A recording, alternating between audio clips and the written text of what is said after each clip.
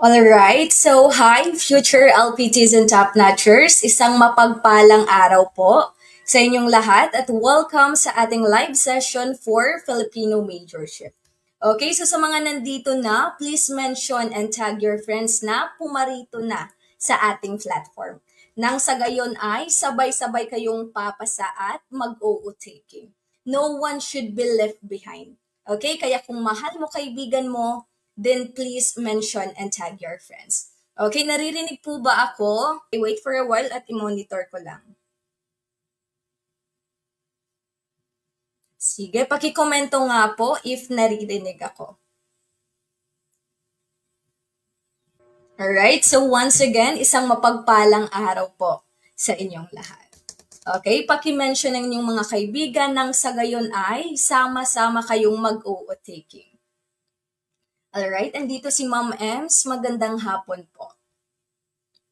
Okay, and by the way, sa mga hindi pa po naka-join sa ating exclusive review group, ay pwede pa po kayong humabol. Sapagkat lahat ng sessions is recorded, kaya pwede nyo kong balikan anytime. If gusto nyong humabol ay, i-message nyo lamang ho ang Facebook page na ito.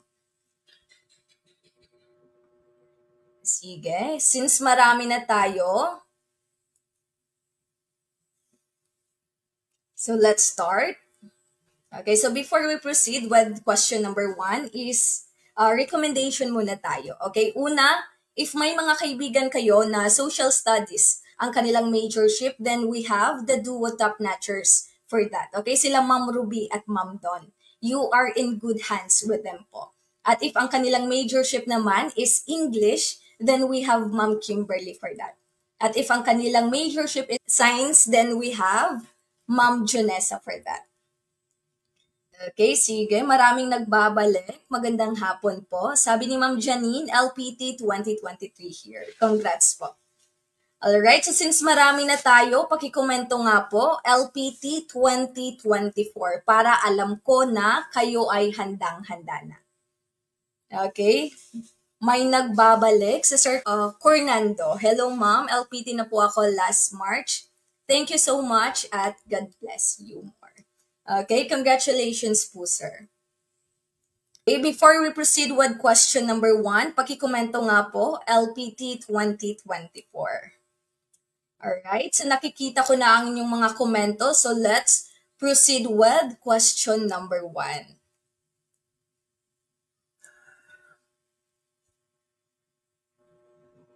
Okay, number 1, sino ang kilala bilang hari ng Balagtasan? Is it letter A, Francisco Balagtas? Letter B, Jose Corazon de Jesus?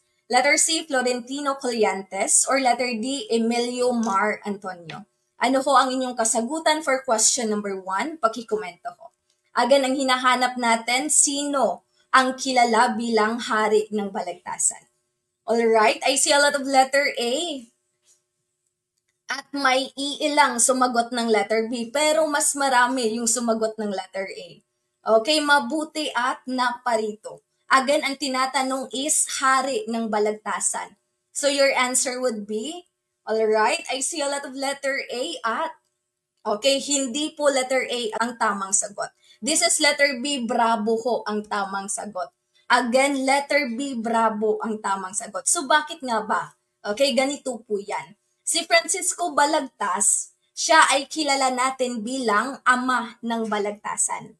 Again, kapag ang tanong, ama ng Balagtasan, then your answer would be Francisco Balagtas. However, ang tinatanong sa question number 1 is hari ng Balagtasan. So, sino nga ba ang hari ng Balagtasan? Of course, that is Jose Corazon de Jesus. Si Jose Corazon de Jesus po ang kilala natin bilang hari ng Balagtasan. Okay? So, siya ay itinanghal na hari ng Balagtasan noong 1925. Nagsimula ang Balagtasan noong April 1925 na bahagi ng selebrasyon sa kaarawan na itinuturing na bayani sa literatura na si Francisco Balagtas. Okay, nung namatay na si Jose Corazon de Jesus, ang pumalit sa kanya bilang hari ng Balagtasan ay ang kanyang katunggali. Sino ang kanyang katunggali? Okay, again, sino ang katunggali? ni Jose Corazon de Jesus na kung saan siya yung pumalit kay de Jesus nung namatay siya. Siya ay walang iba kundi si Florentino Collantes. Again, kapag ang tanong, sino ang pumalit kay Jose Corazon de Jesus bilang hari ng Balagtasan, then your answer would be Florentino Collantes. Okay, siya ay naging hari ng Balagtasan noong 1932 to 1951. Si letter D na choices naman po, siya yung huli na tinanghal bilang hari ng Balagtasan. Again, kapag ang tanong, sino ang kahuli-hulihang tinanghal na hari ng Balagtasan, then your answer would be Emilio Mar Antonio. Okay, si Emilio Mar Antonio, siya naman ho yung katunggali ni Florentino Collantes. Okay, again, kapag ama ng Balagtasan, your answer would be Francisco Balagtas. Kapag hari ng Balagtasan, then your answer would be Jose Corazon de Jesus. Kapag ikalawang hari ng Balagtasan, your answer would be Florentino Collantes. Kapag ang huli na itinanghal bilang hari ng Balagtasan, then your answer would be Emilio Mar Antonio. Okay, nakuha ho ba? Number 1, sa mga naligwak, at least natuto. Okay, mabuti at naparito. Again, bakit nga ba kinilala bilang ama ng Balagtasan si Francisco Balagtas? It's because siya yung nagpauso sa debate na nasaan yung patula na kung saan ito ay tinatawag sa kasalukuyan na balagtasan.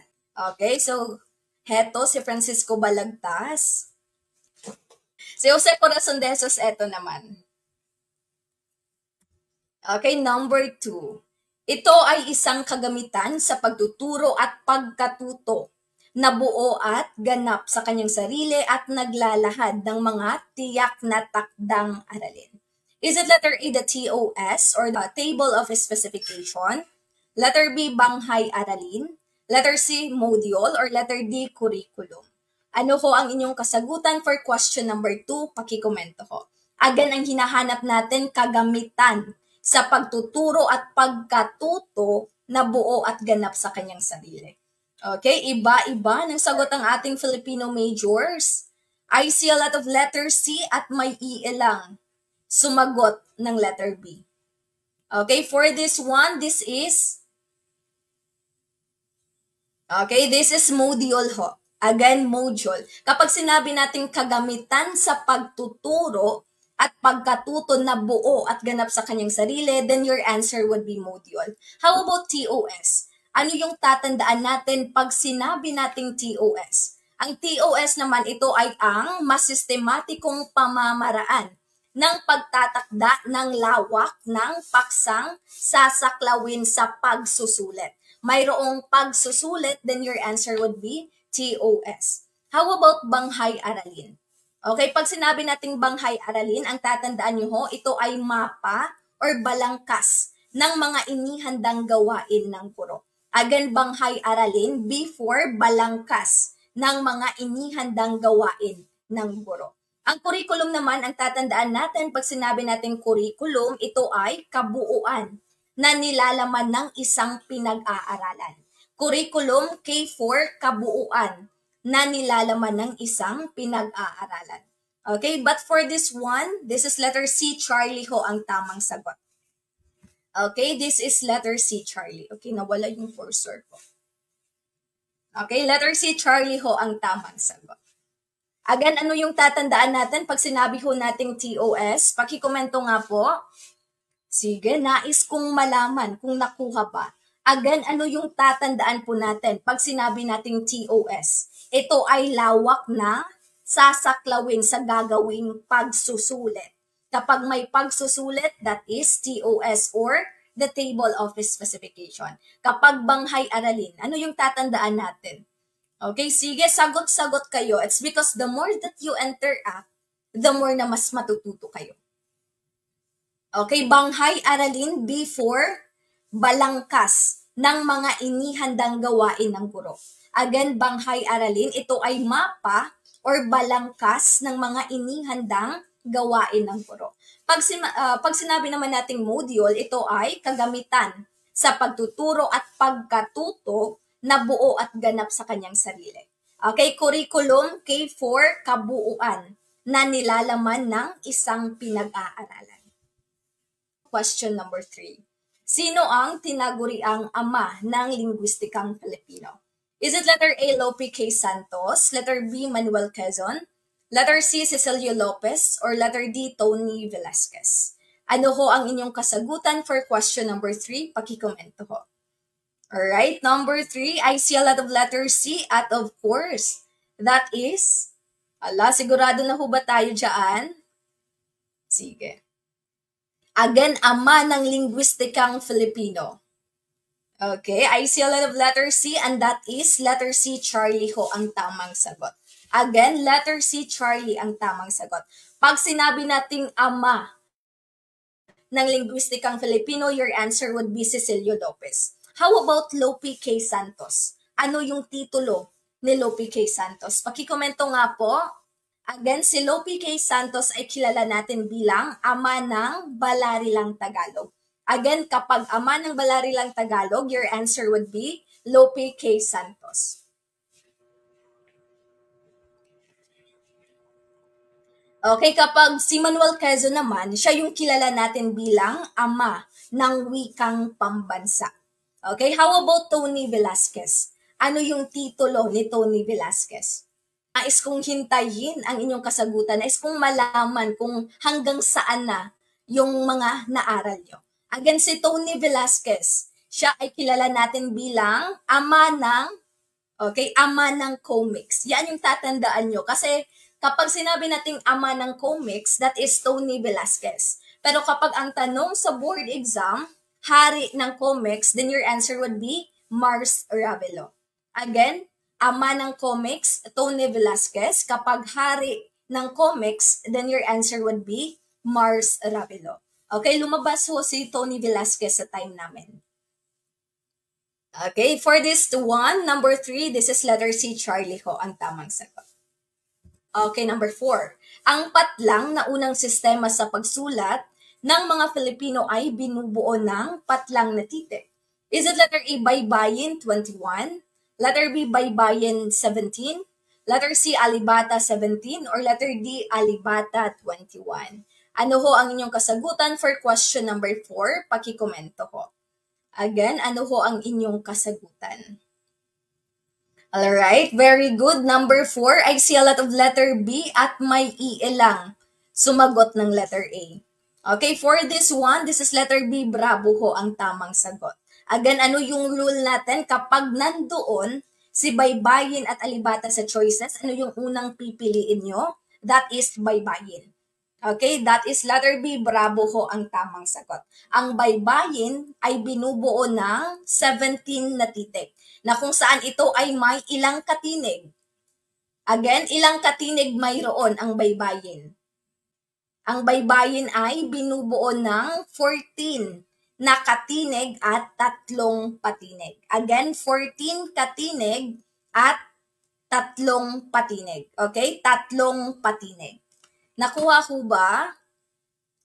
Again, 14 katinig at 3 patinig. Okay, ipin ko ang comment na tama. Okay, ganito. Ang Baybayin ho ay binubuo ng 14 na katinig at 3 patinig. Let's move forward to question number 5. Ang titik na nang sa alphabetong Filipino ay nagmula sa alphabetong A, Ingles, letter B, Abecedario, letter C, Romano, or letter D, Abacada. Ano ho ang inyong kasagutan for question number 5? Pakikomento po. Okay, sagot.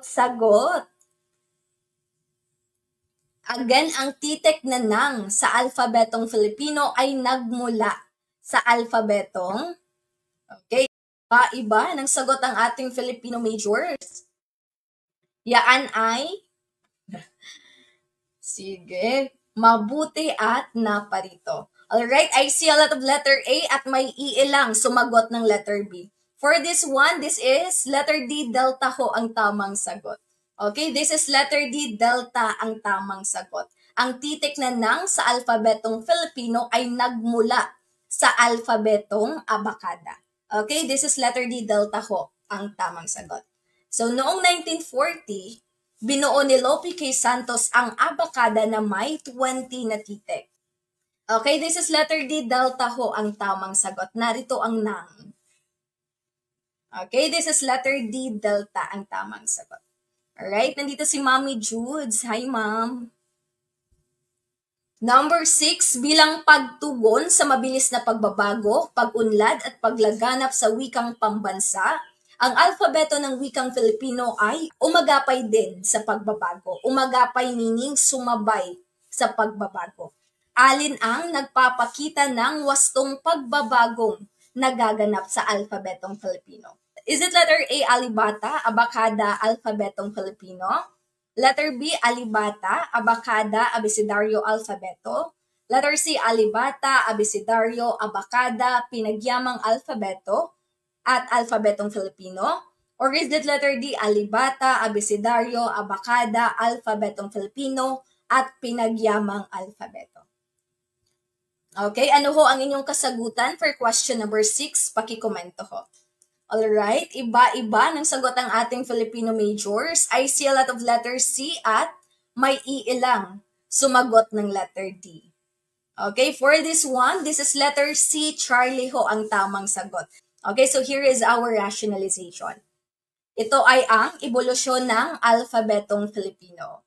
Nung dumating ang mga Kastila, may sarili ng palatitikan ang ating mga ninuno. Ang baybayin or alibata na kung saan ito ay binubuo ng 14 katinig at 3 patinig. Okay? Pinalitan ito ng mga Kastila ng alfabetong Romano or mas kilala sa tawag na abecedario. Kalaunan noong 1940, binuo ni Lope K. Santos ang abakada na may 20 na titik. At noong October 4, 1971, pinagtibay ng sanggunian ng SWP ang pinayamang alfabeto. Ang pinayamang alfabeto is binubuo ng 31 na titik or letra. Okay, at kalaunan rin matapos ang reformang ortografiko, nabuo ang sumusunod na alfabetong Filipino or mas kilala sa tawag na pinasimpleng alfabeto. Again, ano yung ibang term ng alfabetong Filipino? Isasagot nyo, pinasimpleng alfabeto, na kung saan ito ay binubuo ng 28 na titik.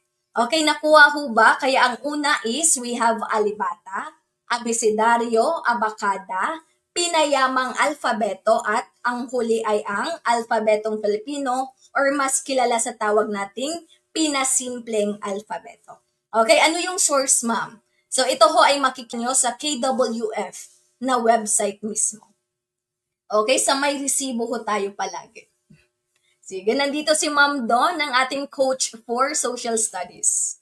Okay, good afternoon, Ma'am Don. Sige, proceed na tayo. Nakuha ho ba? Okay, wag hong malilito between pinayamang alfabeto at pinasimpleng alfabeto. Again, mauuna ho si pinayamang alfabeto sa kasi pinasimpleng alfabeto.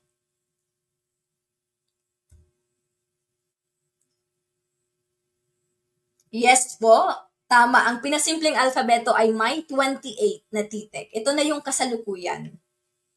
Okay, number 7, ano ang ibang katawagan sa morpolohiya? Is it letter A, palatunugan? Letter B, palabuuan? Letter C, palaugnayan? Or letter D, palasurian? Ano ho ang inyong kasagutan for question number 7? Pakikomento ho. Again, ang hinahanap natin, ibang katawagan sa morpolohiya. That is, alright, I see a lot of letter B. Sure na ho ba tayo dyan? Sige, sure na ho ba tayo sa letter B? Okay, so far, lahat ng sagot is letter B, bravo, at of course, letter B, bravo ho ang tamang sagot. Again, this is letter B, bravo ho ang tamang sagot. Okay, that is palabuuan. Okay, pag sinabi nating palatunugan, yaan ay tinatawag nating ponolohiya. Again, palatunugan, ponolohiya. Palabuuan, buuan, that is morpolohiya. Ang palaugnayan, yaan yung syntaxes or syntax. Ang palasurian naman, yaan yung semantika. Okay, nakuha ho ba? Sige, i-drill nga natin. Kapag palatunugan, that is tunog, ponolohiya. Kapag palabuuan, that is morpolohiya. Kapag palaugnayan, then your answer would be syntax or syntaxes. Kapag palasurian, that is semantika. Okay, for this one, morpolohiya ang hinahanap, kaya letter B, bravo ho, ang tamang sagot. Okay, number 8, ito ay nagsasabi ng paraan ng pagpapalabas ng hangin sa bibig o kaya'y sa ilong. Is it letter A, paraan ng artikulasyon? Letter B, punto ng artikulasyon? Letter C, morpolohiya? Or letter D, ponolohiya? Ano ho ang inyong kasagutan for question number 8? Pakikomento ho. Okay, number 8, sagot-sagot.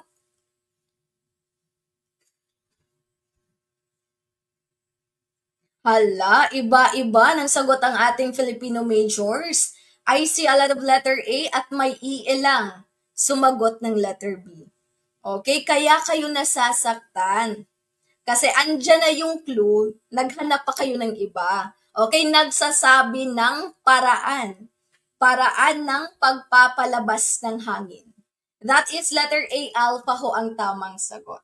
Okay, nandyan na sa harap nyo, naghanap pa kayo ng iba. For this one, this is letter A, alpha ho ang tamang sagot. Okay, context clue will lead you to the correct answer. Okay, pag sinabi nating punto ng artikulasyon, ito ay nagsasabi kung saang bahagi ng mekanismong pambigkas isinasagawa ang pagbigkas ng ponema na maaaring panlabi, pangipin, panggilagid, panghalangala, panlalamunan, mga ganon. Kapag paraan ng artikulasyon naman, ito ay nagsasabi ng paraan ng pagpapalabas ng hangin sa bibig o kaya'y sa ilong kung ito'y pasara, pailong, pasutsot, pagilid, pakatal, at malapatinig.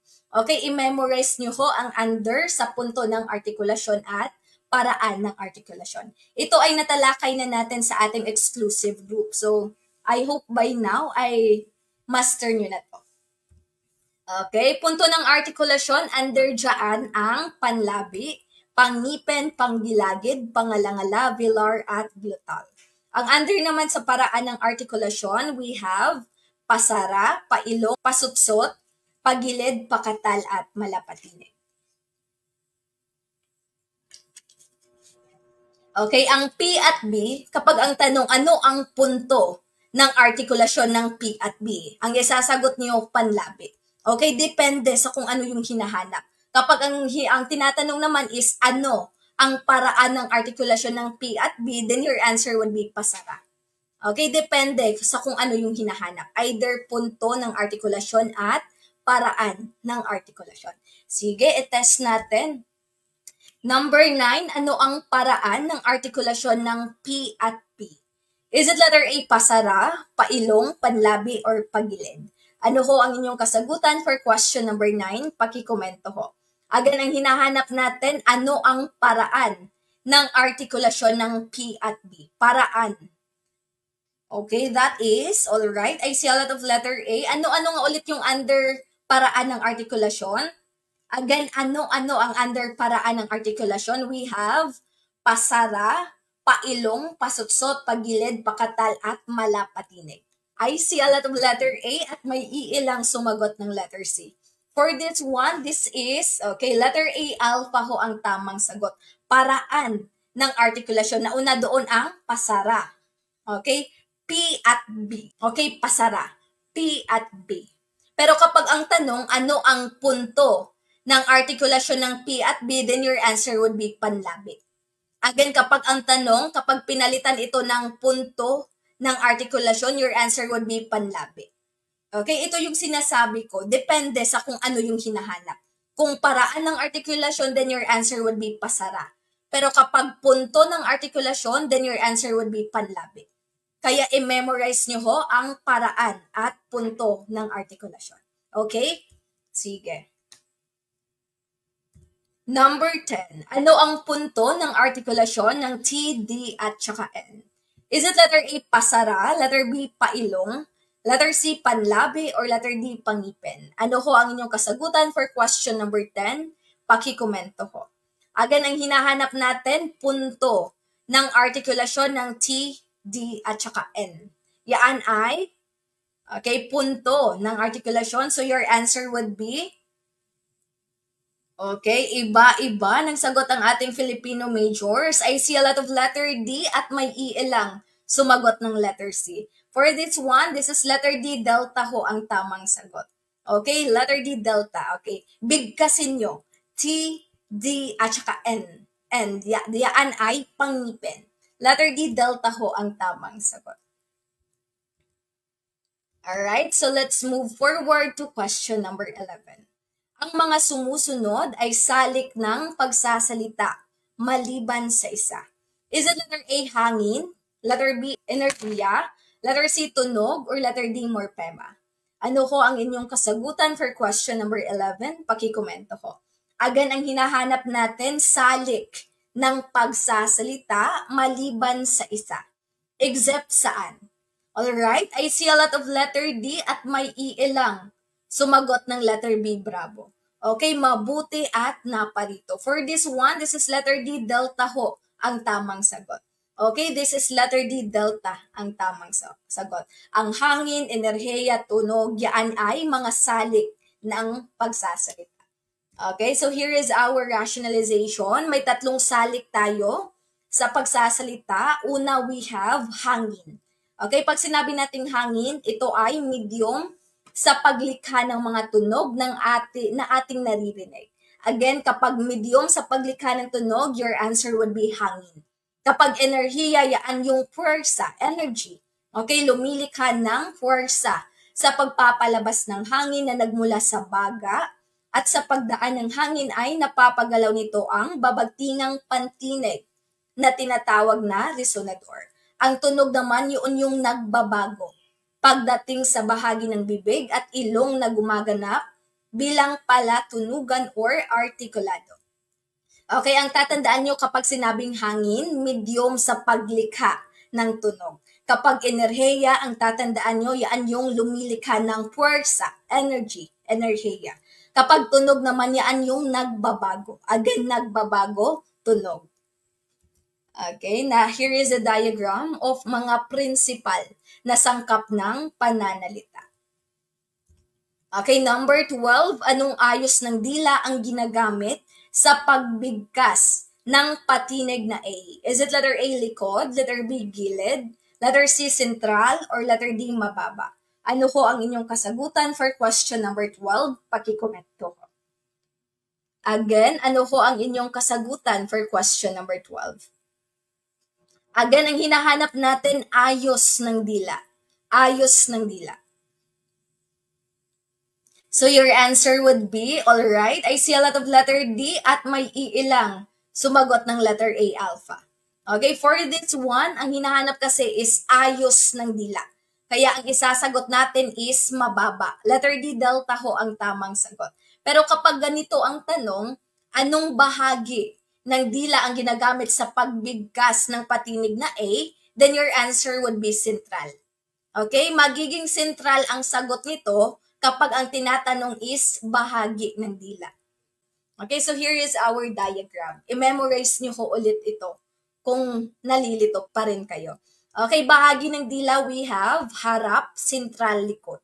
Ang ayos ng dila naman we have mataas, gitna, mababa. Again, ayos ng dila yung tinatanong, kaya ang isasagot nyo mababa. Pero kapag papalitan natin ito ng bahagi ng dila sa pagbigkas ng patinig na A, then your answer would be central.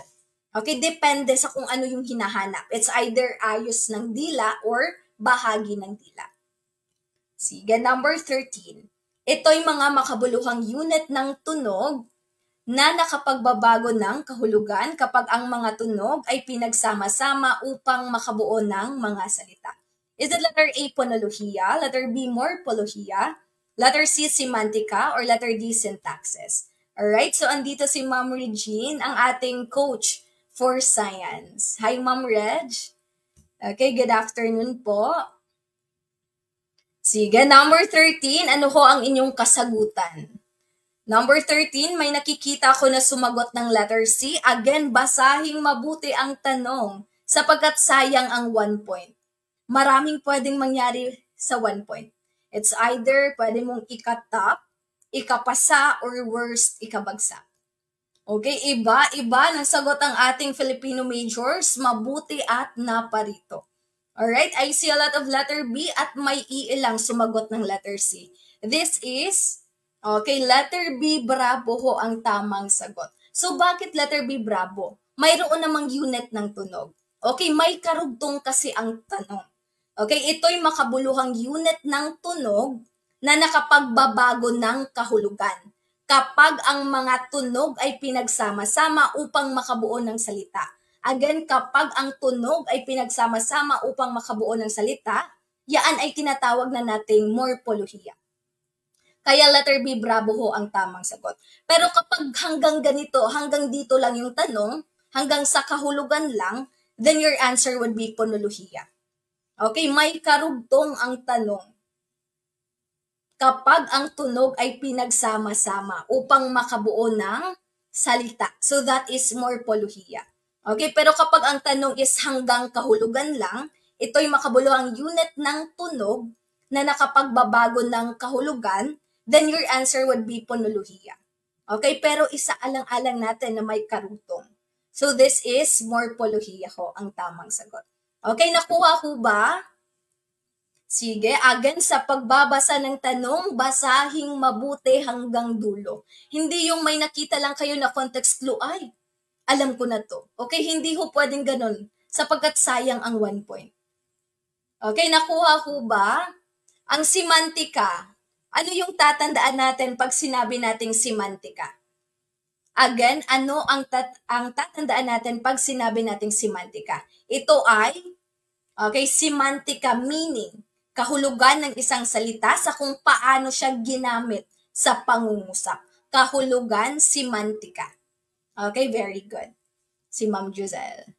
Again, semantika, kahulugan ng isang salita sa kung paano siya ginamit. Ang syntaxes naman, ito ay kapag ang mga salita ay pinagsama-sama natin upang makabuo ng pangungusap. Syntaxes, pangungusap. Okay, yan lamang ho yung tatandaan nyo. Alright, andito si Ma'am Jocelyn. Hello Ma'am Joyce, manifesting LPT, answer for 2025. O, diba? Ang aga na nag-review ni Ma'am Jocelyn. Sige, for this one, this is letter B, bravo ho ang tamang sagot. May karugtong yung tanong, okay? Sige. Number 14, ano ang aspekto ng pandiwa ng salitang naghihintay? Is it letter A, perfectibo? Letter B, imperfectibo? Letter C, contemplatibo? Or letter D, katatapos? Ano ho ang inyong kasagutan for question number 14? Pakikomento ho. Okay, number 14, ano ang aspekto ng pandiwa? Yan ay, alright, I see a lot of letter B at of course, sige, naghihintay. So meaning, ang kilos ay kasalukuyang ginagawa. So that is imperfectibo. Letter B, bravo ho ang tamang sagot. Okay? Letter B, bravo ang tamang sagot. Imperfectibo, naghihintay. Meaning, ang kilos ay kasalukuyang nangyayari or ginagawa. Okay? So, ang perfectibo niya ay naghintay.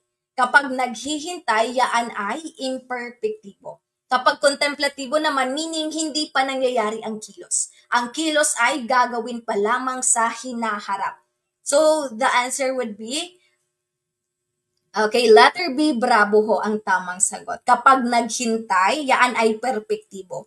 Meaning, ang kilos ay tapos na. Kapag imperfectibo, ang kilos ay kasalukuyang ginagawa or nangyayari. Kapag contemplatibo, meaning ang kilos ay gagawin pa lamang sa hinaharap. Okay, nakuha ho ba? Sige, let's proceed to question number 15. Anong ginamit na banta sa RA 7836 sa pangungusap na ito? Ang Republic Act 7836 or the RA 7836 ay nagtakda ng regulasyon para sa professional na pagtuturo.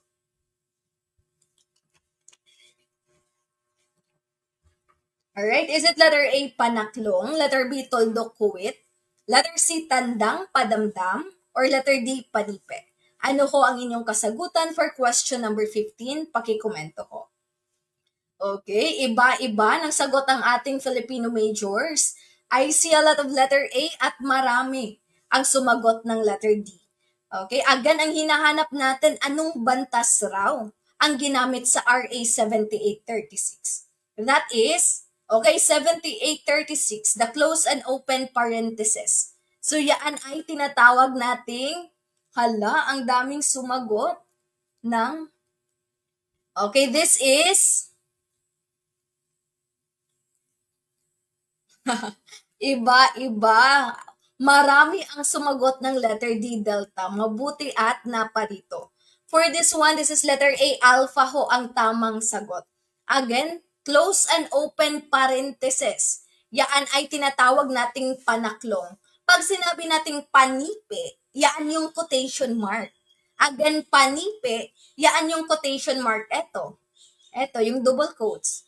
Okay, kapag tuldok kuwit, yaan yung semicolon. Kapag tandang padamdam, yaan yung exclamation point. Pero dito kasi, ano yung ginamit sa RA 7836, which is the close and open parenthesis. Yaan ay tinatawag nating panaklong. Okay, di ba? Sabi ni Ma'am Giselle, ay, oo pala. Sige, at least na-refresh na yung knowledge. Okay, kapag panaklong, yaan ay ang parenthesis. Kapag panipe, yaan itong double quotation. Sige. Okay.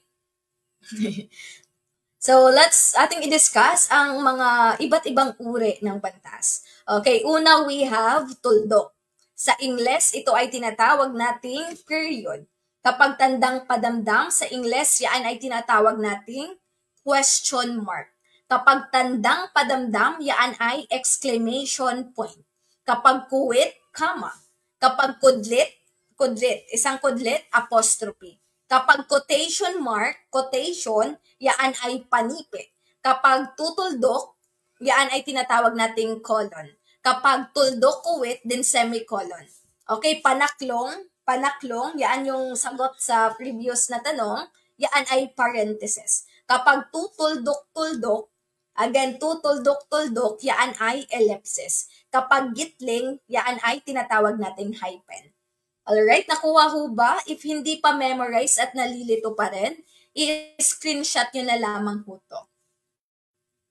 Okay, lumabas po to last March 2024. Okay, number 16. Ano ang ibig sabihin ng idioma na amoy lupa? Is it letter A, nagtratrabaho sa bukirin? Letter B, hindi naliligo? Letter C, matanda na? Or letter D, magsasaka? Ano ho ang inyong kasagutan for question number 16? Pakikomento ho. Okay, sabi ni Ma'am Jumaida, sabi ni Sir Melvin, sampalin ang sarili. Pag nagkamali, di ba yan yung ano ni Sir Melvin? Sige. Okay, at sa mga nandito na hindi pa po naka-join sa ating exclusive review group ay pwede pa ho kayong humabol. Okay, sapagkat lahat ho ng topics under the new TOS ay atin hong tatalakayin. Walang lusot. Okay?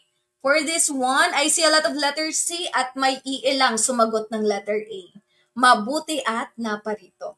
For this one, this is amoy lupa, meaning matanda na. Matanda na kaya malapit ng mamatay. Okay, matanda na. Letter C, Charlie ho ang tamang sagot.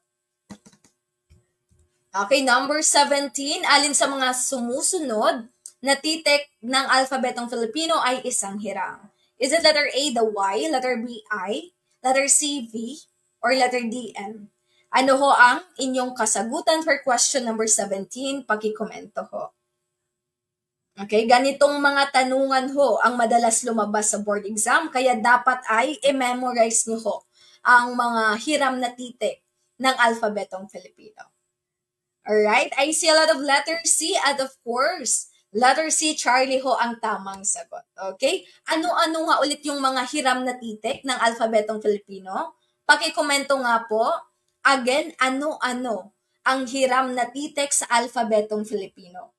Pakikomento nga po. Sige. C, F, J, N, Q, V, X, at saka Z. So, yaan ho ay ang mga hiram na titik sa alphabetong Filipino. Okay, very good.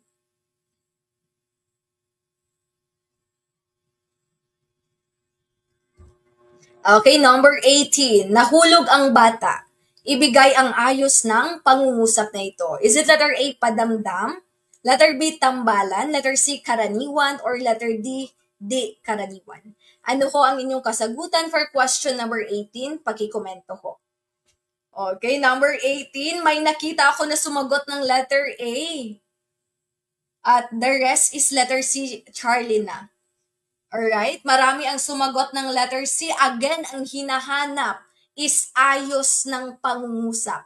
So basically, ang letter A at saka si letter B, yan yung una yung i-eliminate. Kasi hindi sila under sa ayos ng pangungusap. May dalawang ayos lang tayo ng pangungusap. Yan yung karaniwan at di karaniwan. Sa sumagot ng letter A, mabuti at naparito. Nahulog ang bata. So that is letter C, Charlie ho, ang tamang sagot. Kapag nauna ang panaguri kaysa sa simuno, yaan ay tinatawag nating karaniwan. Again, kapag nauna ang panaguri kaysa sa simuno, yaan ay tinatawag nating karaniwan. Kapag nauna naman ang simuno kaysa panaguri, yaan ay tinatawag nating di karaniwan. Okay, pag sinabi nating simuno, yaan yung paksa or ang pinag-uusapan. Kapag panaguri, yaan yung naglalarawan sa paksa. Panaguri, naglalarawan sa paksa. Okay, nakuha ho ba? Sige, i-drill nga natin kapag karaniwan, yaan ay kapag nauuna ang panaguri kaysa sa simuno. For example, nahulog ang bata. Nahulog is panaguri. Ang simuno sa pangungusap na ito ay ang bata. Okay, kung gagawin natin siyang di karaniwan, ito ay magiging ang bata ay nahulog. Ang bata ay nahulog, yaan ay di karaniwan. Sapagkat nauna yung simuno na ang bata at nahuli yung panaguri na nahulog. Okay, nakuha ko ba? Sige, again, last one. Karaniwan, nauuna ang panaguri kaysa sa simuno. Ang di karaniwan, nauuna ang simuno kaysa panaguri. Okay, sige. Number 19. Hindi nakakalimutan ni Binibining Kim na laging purihin ang kanyang mga estudyante katulad ng pagsasabi ng magaling. Aling teorya sa pagkatuto ng wika ang ipinamamalas ni Binibining Kim? Is it letter A, teoryang behaviorism? Letter B, teoryang innatism? Letter C, teoryang cognitive? Or letter D, teoryang makatao?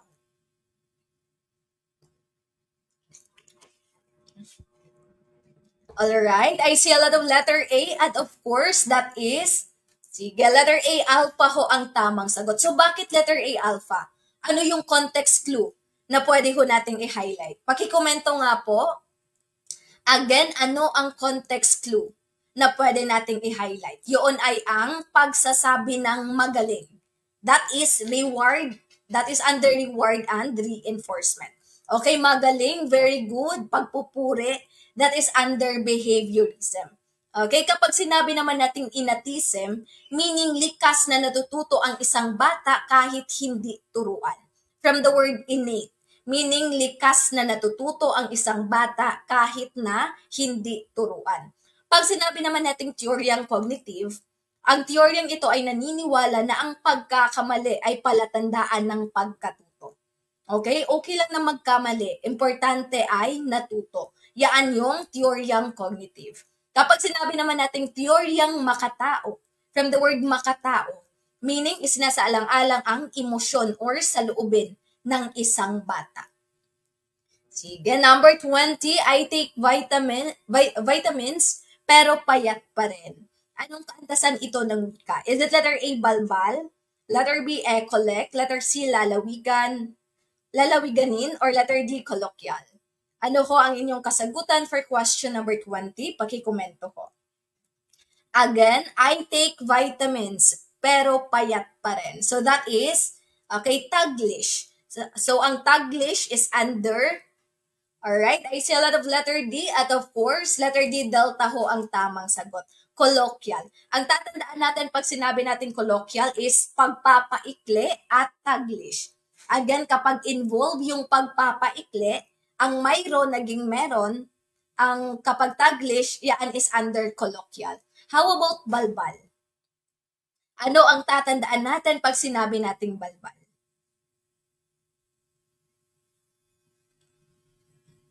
Okay, sabi ni Ma'am Love May, nakakamiss mag-review kay Ma'am Joy. Salamat po ma'am at LPT na po ako. Wow, congratulations po Ma'am Love May. Naaalala ko si ma'am sapagkat napaka-active niya rin before. Okay, the previous batch.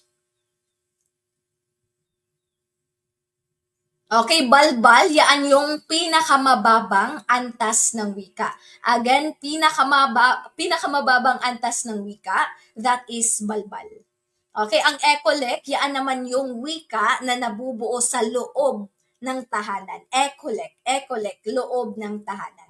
Kapag lalawiganin naman, ito ay, kumbaga kapag ito ay sinasalita sa isang particular na lugar o lalawigan. Okay? Sige.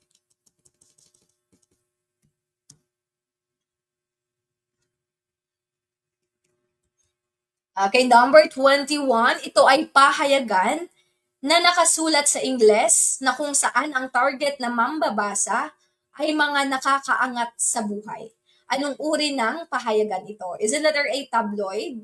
Letter B, broadsheet? Letter C, candy? Or letter D, entrepreneur? Ano ko ang inyong kasagutan for question number 21? Pakikomento ko. Alright, very good. Number 21, I see a lot of letter B, bravo. At of course, letter B, bravo ho ang tamang sagot. Okay, letter B, bravo ho ang tamang sagot.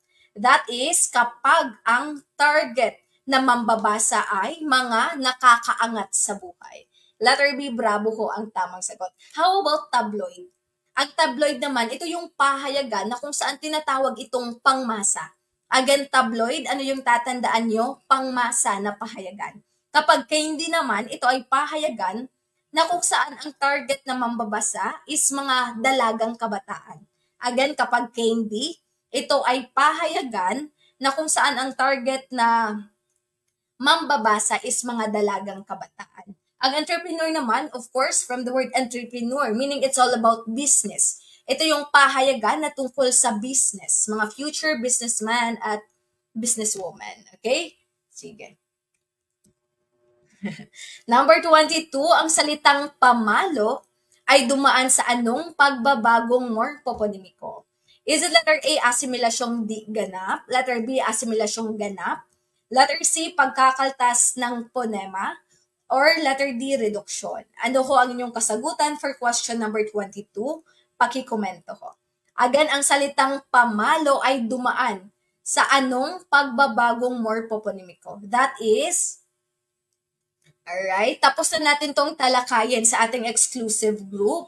I see a lot of letter B, bravo, at of course, okay, wait for a while. Kuha mo na akong lapis. Okay, this is letter B, bravo ho ang tamang sagot. Again, ito ay asimilasyong ganap. Kapag ang unang titik ng salitang ugat ay nawala, yan ay tinatawag nating asimilasyong ganap. Kapag nanatili ang unang titik ng salitang ugat, yan ay tinatawag nating di ganap.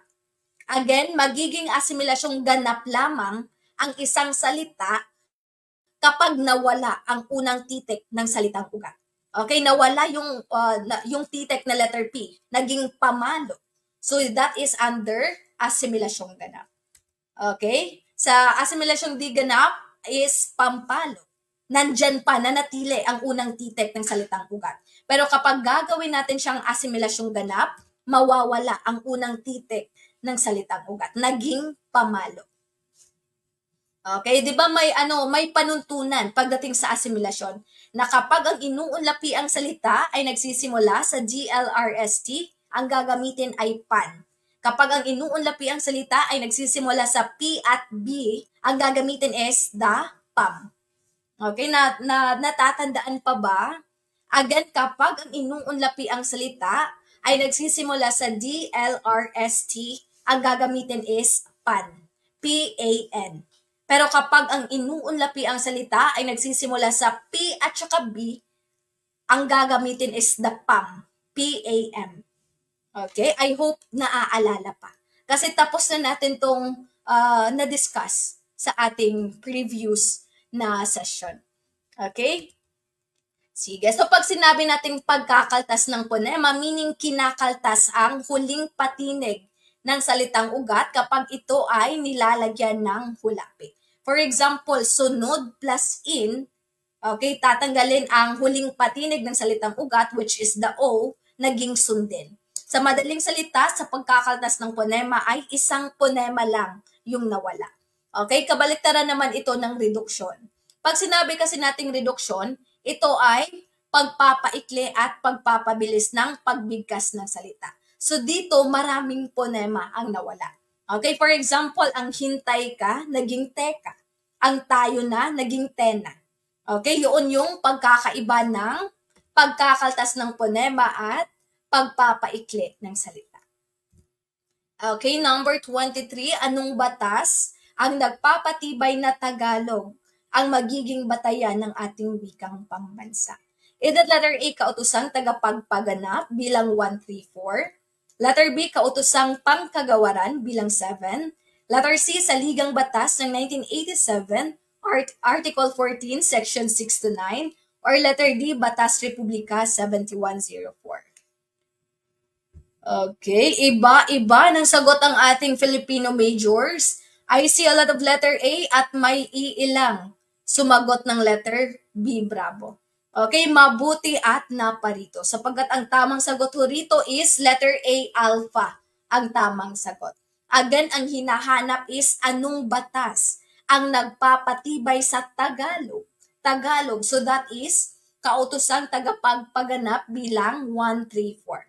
Pero kapag ang tanong is anong batas ang nagpapatibay na Pilipino ang magiging batayan ng wikang pambansa, then your answer would be kautosang pangkagawaran bilang 7.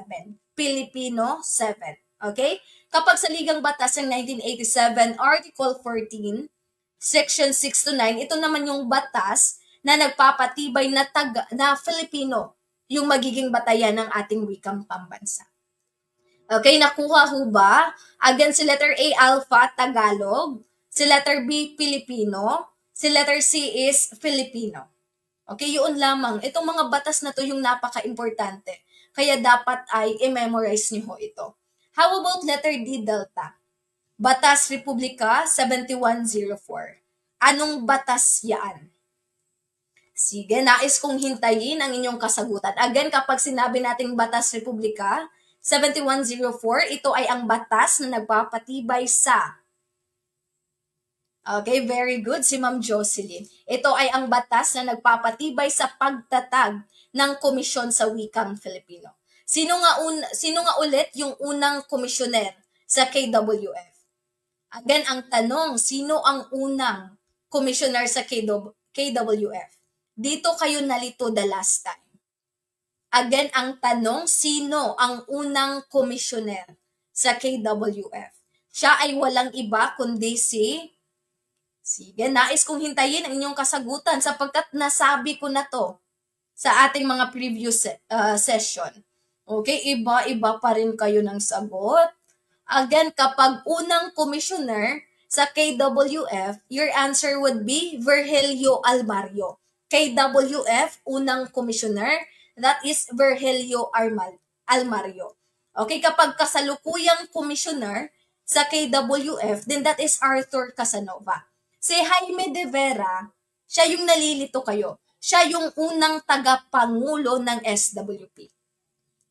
Again, si Jaime de Vera, siya yung unang tagapangulo ng SWP. Nakuha ho ba? Okay? Sige. Okay. Kaya mahalaga na makinig kayo sa ating session.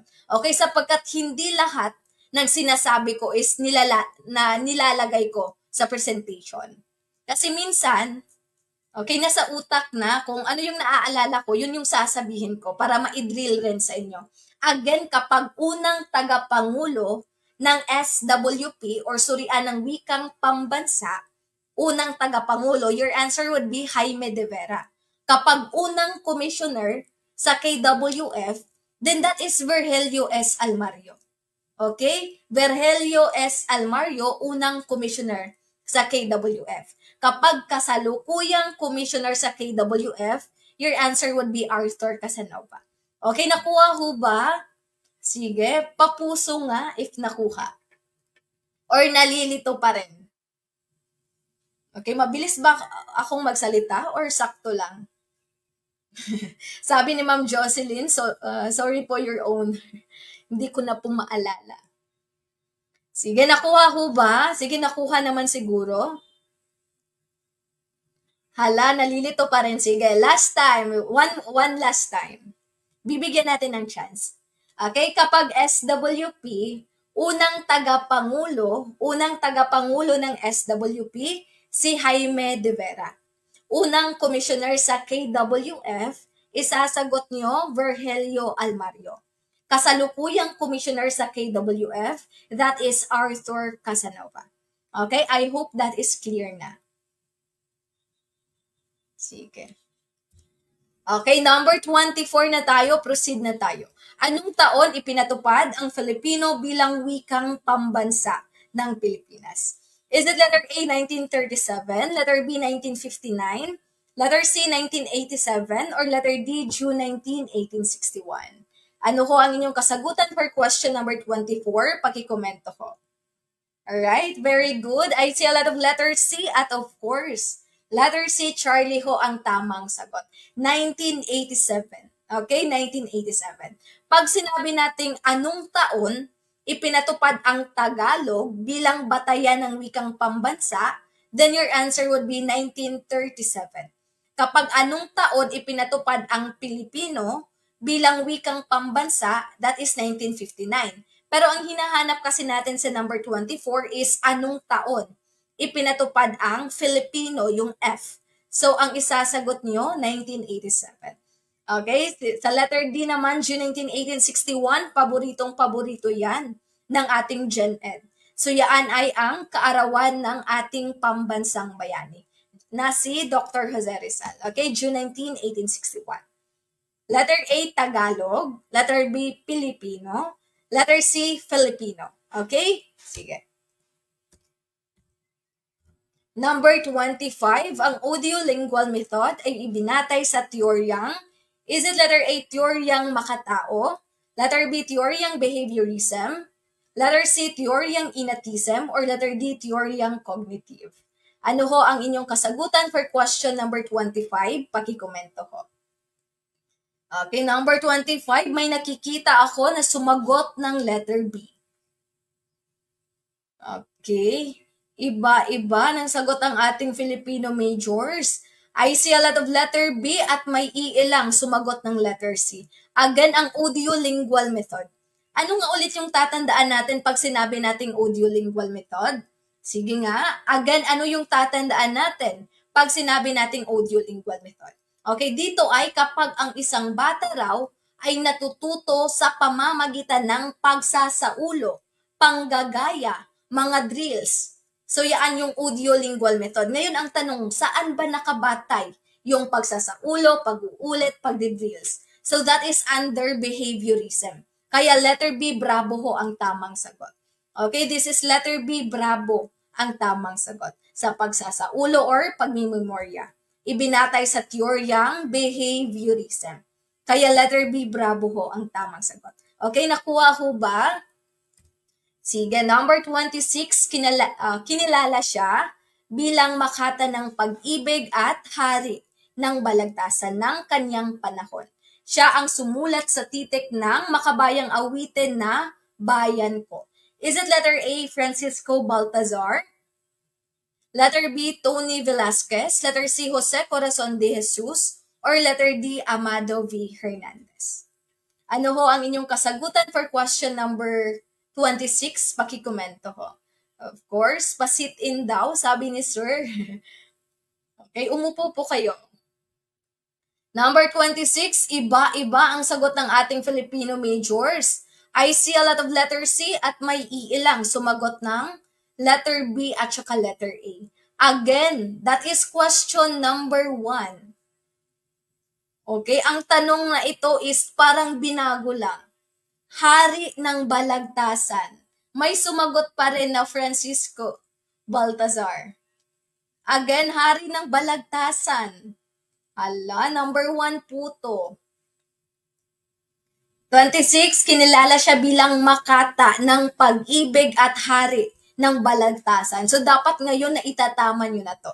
This is Jose Corazon de Jesus po. Again, hari ng Balagtasan. Jose Corazon de Jesus at Makata ng Pag-ibig. Si Francisco Baltazar naman, again, siya yung ama ng Balagtasan. Again, Francisco Baltazar Balagtas, siya ang ama ng Balagtasan. So bakit nga ba naging ama ng Balagtasan si Balagtas? Sapagkat siya yung nagpauso sa debate na nasaan yung patula na sa kasalukuyan is tinatawag nating Balagtasan. Okay, si Tony Velasquez, again, ama ng comics. Si Amado V. Hernandez, siya ay kilala natin bilang Makata ng Manggagawa. Again, Makata ng Manggagawa, Amado V. Hernandez. Makata ng Pag-ibig, Jose Corazon de Jesus. Okay? Number 27, meron akong nalalaman. Hindi ko sasabihin sa iyo. Nasa anong antas ng wika ang mga salitang nakasalungguhit? Is it letter A, colloquial, letter B, pampanitikan, letter C, balbal, or letter D, lalawiganin? Ano ko ang inyong kasagutan for question number 27? Pakikomento ko. Number 27, I see a lot of letter A at may sumagot ng letter C. Again, meron akong nalalaman. Meron. So that is pagpapaikli. Pagpapaikli, kaya ang sagot natin is colloquial. Again, letter A, alpha ho ang tamang sagot. Pag sinabi nating pampanitikan, yaan yung matalinghagang pagpapahayag. Again, pampanitikan, matalinghagang pagpapahayag. Paggamit ng mga idioma or tayutay. Pag sinabi nating balbal, ito ay ang pinakamababang antas ng wika. Ang lalawiganin naman, ito ay sinasalita sa isang particular na lalawigan or lugar. Sige, nakuha ho ba sa sumagot ng letter C? I hope natuto. Again, kapag Taglish at pagpapaikli ng salita, that is under colloquial. Colloquial. Okay, nakuha ho ba? Sige, number 28, may pag-asa. Anong uri ito ng pangungusap na walang tiyak na paksa? Is it letter A, temporal, letter B, existential, letter C, phenomenal, or letter D, modal?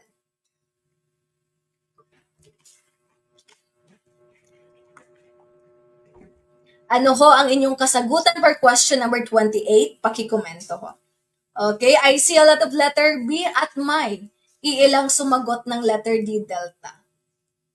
Ala, iba-iba ang sagot ng ating Filipino majors. Again, may pag-asa, may pag-asa. So that is pagka mayroon or wala ng isang bagay. So letter B, bravo ho ang tamang sagot. Again, pag sinabi nating existential, yaan yung pagka mayroon or wala ng isang bagay. Tatandaan nyo po to.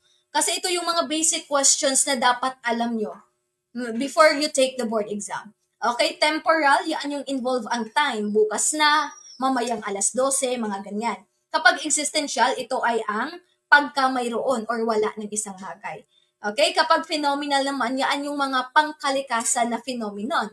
For example, lumilindol, bumabagha, bumabagyo, mga ganyan, pangkalikasan. That is phenomenal. Kapag modal, yan yung pagkagusto or nais mo sa isang bagay. Nakuha ho ba?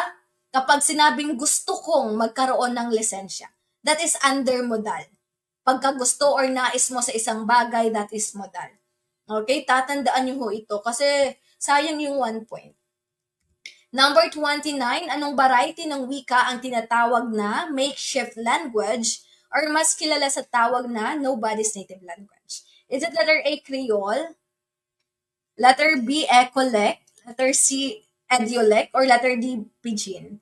Ano ho ang inyong kasagutan for question number 29? Pakikomento ho. Okay, again, makeshift language. Okay, iba-iba ng sagot. May sumagot ng Creole, may sumagot ng Pidgin. Hala. Sige, mabuti at naparito. Okay, ganito po yan. Sige, iba-iba ng sagot. Pag sinabi nating makeshift language, yan yung nangyayari kapag ang dalawang tao na nag-uusap ay mula sa magkaibang lugar. Yan yung naging way nila para magkaintindihan. Naging makeshift language para magkaintindihan.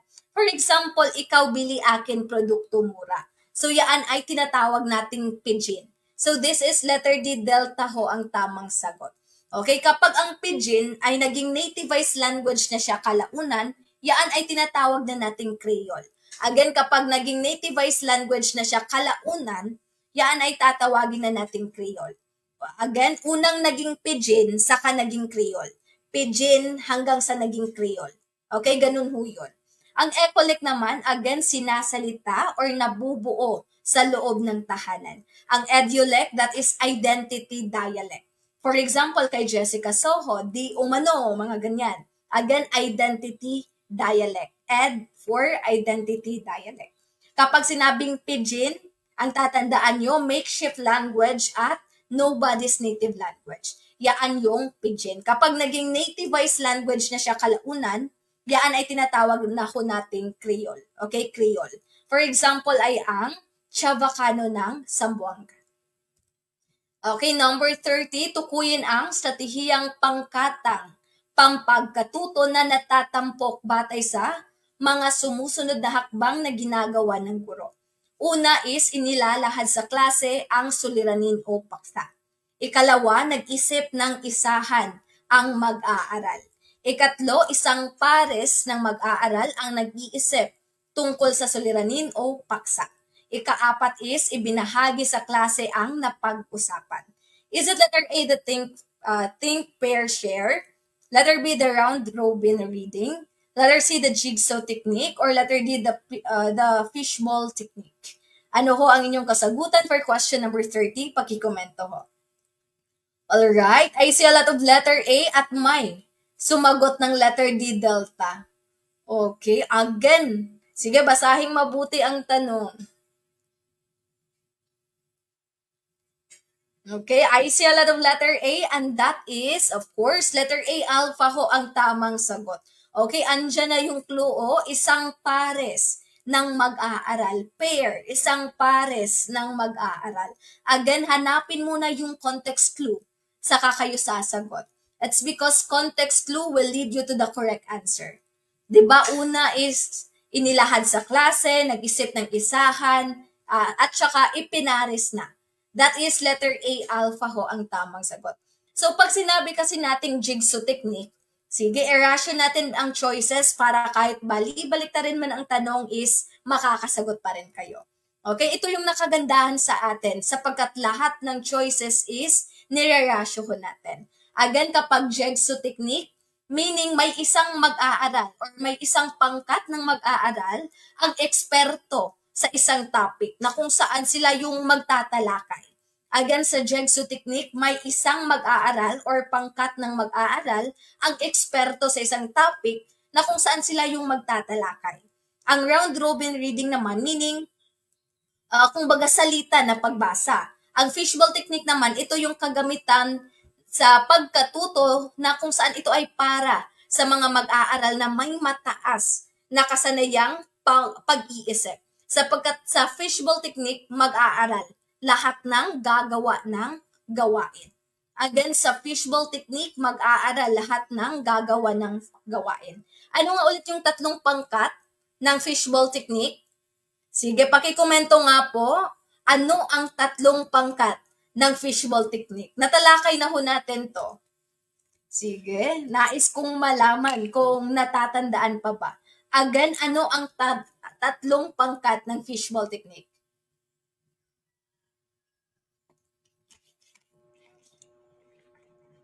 Hala.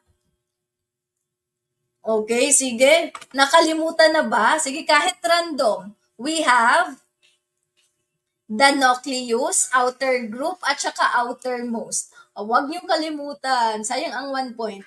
Again, the nucleus, outer group, at saka outermost. Pag sinabi nating nucleus, sila yung tagapagtalakay.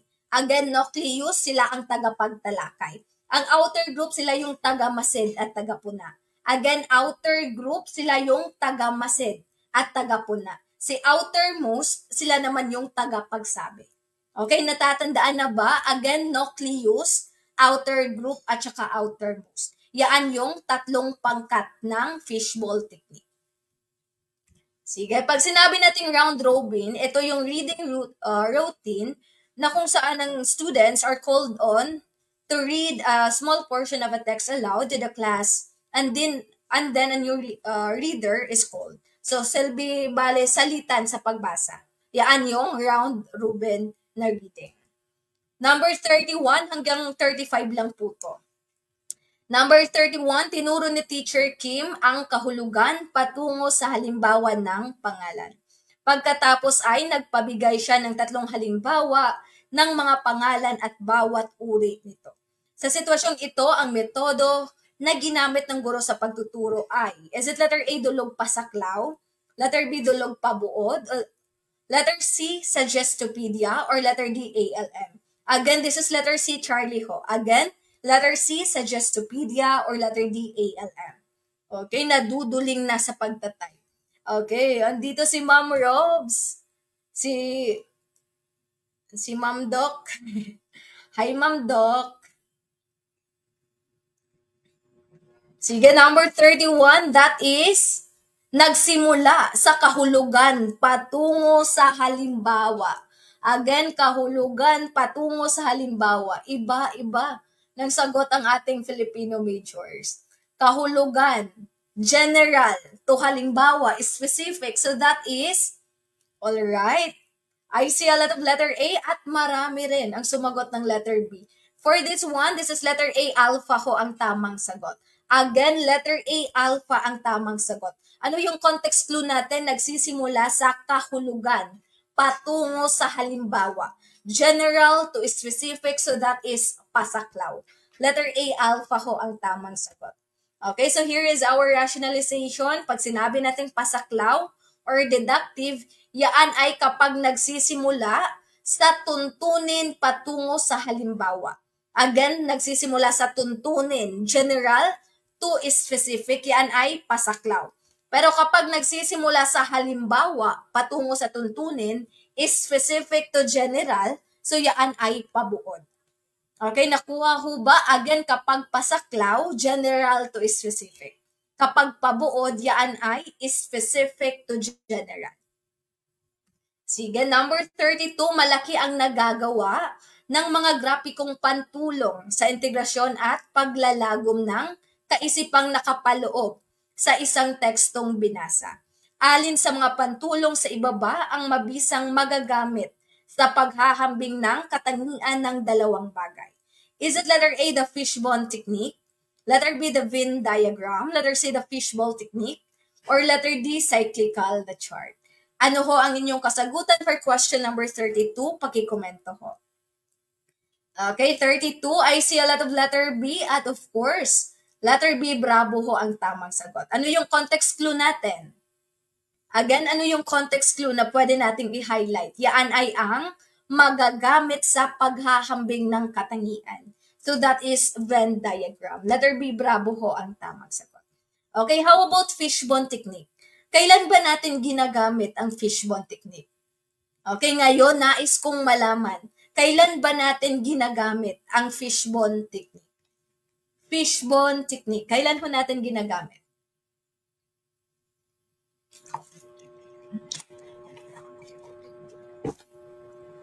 Again, ang fishbone technique, kailan ho natin ginagamit? Okay, very good. Si Ma'am Pearly, ginagamit natin sa cause and effect, sanhi at bunga. Ang fishbowl technique naman is ginagamit natin sa mga mag-aaral na may mataas na kasanayang pag-iisip. Ang cyclical na chart naman is ginagamit natin ito sa mga bagay na may process, may proseso. Cyclical na chart, may process na sinusunod. Okay? Sige, number 32, anong panahon? Again, number 33 pala. Anong panahon ang tinawag na ilaw ng panite? Is it letter A, panahong kasalukuyan? Letter B, panahon ng Kastila? Letter C, panahon ng Hapon? Or letter D, panahon ng Amerikano? Ano ho ang inyong kasagutan for question number 33? Pakikomento ko. Number 33, sagot-sagot. Again, ilaw ng panite. So that is, of course, I see a lot of letter C at letter C, Charlie ho ang tamang sagot. Okay, it is also known as gintong panahon ng panitikang Filipino. Again, ilaw ng panite or is also known as gintong panahon ng panitikang Filipino. Sige, number 34, aling salita ang may diptongo? Is it letter A, bawal, letter B, bahay, letter C, sibuyas, or letter D, lahat ng nabanggit? Ano ho ang inyong kasagutan for question number 34? Pakikomento ho. Number 34, diptongo, yan ay kapag, okay, ito ay patinig, mayroong patinig at malapatinig. Okay, I see a lot of letter B at sige, letter B, bravo ho ang tamang sagot. Okay, before nyong i-identify ang isang salita as diptongo, kailangan nyo munang pagpantigin. So, dapat ang patinig at malapatinig is makikita sa iisang pantig. Okay, bawal. Yes, may aw. Pero ang tanong, makikita ba sa isang pantig? Hindi. Kaya X si letter A. Bahay. Ang ang patinig at malapatinig, makikita ba sa isang pantig? Yes. Okay, move forward tayo sa letter C, sibuyas. May uy. May patinig at malapatinig. Pero ang tanong, makikita ba sa isang pantig? Hindi pa rin. So that is letter B, bravo ho ang tamang sagot. Okay, number 35, last number. Siya ay isang Pilipinong manunulat na tanyag sa kanyang sagisag panulat na husing sisiw. Is letter A, Jose de la Cruz, letter B, Jose Corazon de Jesus, letter C, Severino Reyes, or letter D, Emilio Jacinto? Alright, iba-iba ng sagot ang ating Filipino majors. I see a lot of letter A at may iilang sumagot ng letter A. Letter B. Ang hinahanap po natin is sino ang may sagisag panulat na husing sisiw? Hala, may sumagot ng Jose Corazon de Jesus. Mabuti at naparito. Sapagkat for this one, this is letter A, alpha ho ang tamang sagot. Again, si Jose de la Cruz ay may sagisag panulat na husing sisiw. Si Jose Corazon de Jesus, ano ang kanyang sagisag panulat? Okay, husing batute. Si Severino Reyes naman ay kilala natin sa sagisag panulat na Lola Basyang. Si Emilio Jacinto is Di Masilaw. Okay, nakuha ho ba? Cruz, mahilig sa sisiw. Kaya ang kanyang sagisag panulat ay husing sisiw. Okay, wag hong malilito between De la Cruz and Corazon de Jesus. Si De Jesus ay may batute, kaya husing batute. Si Cruz mahilig sa sisiw, kaya husing sisiw. Okay, for this one, this is letter A, alpha ho, ang tamang sagot. Okay, sa mga naligwak, at least natuto. Alright, so that would be all. I hope ay may natutunan kayo. Okay, maraming salamat po at ngayon pa lang ay binabati ko na kayo na congratulations in advance future LPTs and top notchers. Okay, mag-aral po kayo, do your part as well as a reviewee. Okay, review sapagkat magbubunga po yan. Okay, maraming salamat at I hope ay may natutunan kayo. Okay, to formally end our live discussion this afternoon, let me end to you my favorite verse. Okay, when the time is right, the Lord will make it happen. Ibibigay ni Lord ang inaasam nyo na lisensya sa tamang panahon. Okay, just do your part lamang po as a reviewee. Ipagkakaloob niya sa tamang panahon. Okay, hindi rin po kasi pwedeng manifest tayo ng manifest tapos hindi nag-aaral. Okay, nasa Diyos ang awa, nasa tao ang gawa. Okay, maraming salamat po at I hope ay may natutunan kayo. Okay, sa mga hindi pa po naka-join sa ating exclusive review group, again and again, pwede pa ho kayong humabol. Okay, i-message nyo lamang ho ang Facebook page na ito. Ang live na ito ay available sa ating YouTube channel. Okay, i-upload ko to sa ating YouTube channel na kung saan ang ating channel sa YouTube is Joyce Acosta, Let Review Filipino Major. Okay, subscribe po kayo.